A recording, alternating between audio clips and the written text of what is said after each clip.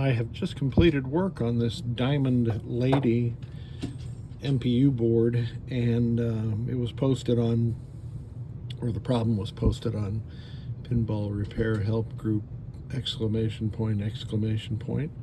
And the problem was the lane change, which Gottlieb mounted on one of the flipper coils, and the lane change, of course, is in the switch matrix, but the end of stroke switch is on the coil power. And if you don't have those two isolated for whatever reason, the fish paper is missing or whatever, the coil power shorts to the switch matrix and it blows things up in the switch matrix. And in this case, it blew up a 7400, a 7404, and these will be handling the strobes and returns for the intersection of wherever that lane change switch comes into the switch matrix. And then it also blew up this 7432, which is used to enable reading the dip switches at power on or game start. I'm not sure which one, but it's for reading the dip switches, and it's connected to this 7404 also. Unfortunately, the carnage did not end there. Steve Charlin used to call these 7404s fuses, but it blew up, but it didn't act like a fuse, and the power got all the way back into U4 7432, and it blew that one up too. So I've replaced all these 1, 2, 3, 4 chips. I have replaced the cap at the 5-volt power input. I replaced the super cap that the client had on there, but it was a little corroded. You can see there was some corrosion in this area down here, so I had to remove this crystal to get at all this corrosion. And I replaced these 3 resistors, a 2K, 2K, and a 5.6K. And there's a great diagram in the Pin Wiki for this whole corrosion area, and the parts are labeled on there, so it takes the guesswork out of, well, I wonder what this is. This is a 4.7K resistor, and that's labeled on the diagram.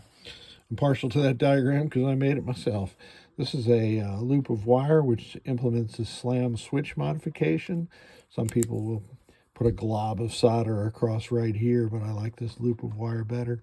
And I have replaced the OEM daughter card with a Great Plains Electronics daughter card. It's dual redundant, so it picks up signals from both the U2 position and the U3 position. You just I built this from a kit that Ed sent me, or he sent me the bare PCB, and I had all the other parts. So I repurposed the 7404 that came out of the old card, and some jumpers in here. Now, why do I replace that card? I do it on every 80B CPU that comes in, and it's because this is the original card, and you can see there's one set of legs, and then it gets cantilevered out over the U2 position.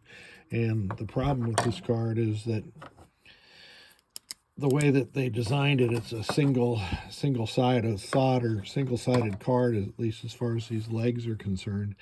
And the solder will fracture at these joints, and you can't see that fracture unless you remove the card. Now, it's a little bit of a booger to remove these cards. I have a method that I've been using for years to get them off, and you can see it results in bent legs on this side. But this card is trash anyway. You can see I salvaged the 7404. But I always replace this card, since if I send this board back to a client and it still doesn't work, or it doesn't work once he gets it, I'll say, and I leave this card on here, well, this card's always going to be suspect. And these things they get flaky. You'll just be able to touch the card, and the CPU will reset itself or fail to boot, and then the next minute it will boot. So these things always got to go and replace them with either Ed's card or what's his name? Andrew makes one at nvram.weebly.com, which is a nice one too. But Andrew's is not dual redundant like this card is. And then I make one myself, which is dual redundant, but I don't use a whole 7404 since only one gate is used out of this 7404. There's 4 connections. There's power, ground, and then an in gate and an out gate, and that's all you need. So I use a single gate chip. It's very small for that. So this board, to me, seems good to go, and I'm going to get it over to my RoboWars and give it a test. So I have the CPU board booted in my RoboWar. Seems to be functioning fine from what I can tell right now. But since it's in a RoboWar, it's going to operate a little bit differently when I put it into test. So let me get rid of some glare here. And jump directly to lamp test, which we can't tell a whole lot from, as I always say. But it's driving the lamps that it thinks it should be driving, and I know my driver board's good. So let me jump to solenoid.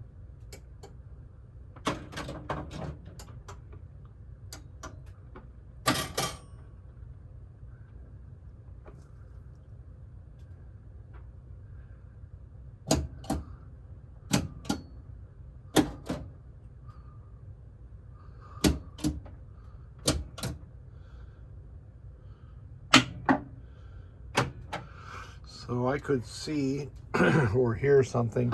Some of them you couldn't hear anything on where these bonus lights were turning on. That's fairly typical for the later 80Bs. They drive those differently. Here's the test we really need to be successful on. The switch matrix, and I'm going across the diagonal to ensure that all of the 64 switch matrix is operational, and it is. 010713F3 17. Let's see, that's a 4-3 and then an F3. Oh, I read that wrong. It's a 1-3. Good. I'm getting a Lizzie 80B display kit from a fellow Pinsider. I greatly appreciated that, but it'll be a while before that comes in. Display test is working fine. Memory test. And the CPU board is good. Thank you so much for sending it.